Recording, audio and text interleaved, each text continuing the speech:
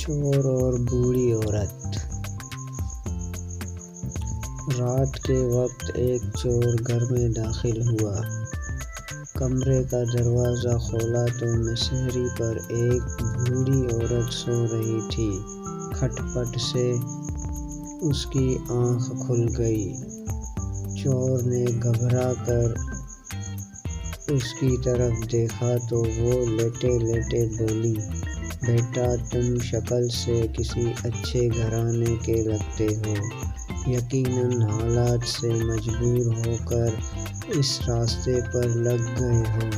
چلو کوئی بات نہیں، الماری کے تیسرے خانے میں ایک تجوری ہے، اس میں سارا مال ہے، تم خاموشی سے وہ لے جانا، مگر پہلے میرے پاس آ کر بیٹھو، میں نے ابھی ایک خواب دیکھا ہے، وہ سن کر ذرا مجھے اس کی تعبیر تو بتا دو۔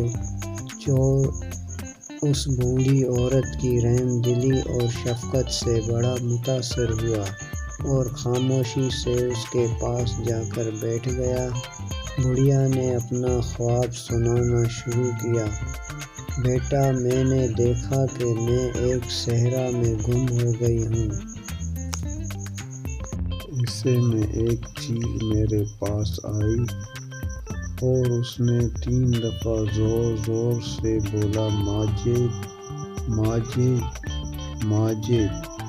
بس پھر خواب ختم ہو گیا اور میری آنکھ کھل گئی۔ ذرا بتاؤ تو اس کی کیا تعبیر ہوئی؟ چور سوچ میں پڑ گیا۔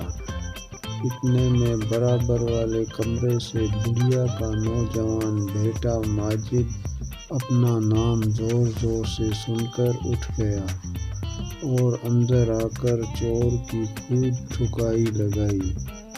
بڑھیا بولی، بس کرو اب یہ اپنے کیے کی سزا بھگت چکا۔ چور بولا، نہیں مجھے اور مارو تاکہ مجھے آئندہ یاد رہے کہ میں چور ہوں، خوابوں کی تعبیر بتانے والا نہیں۔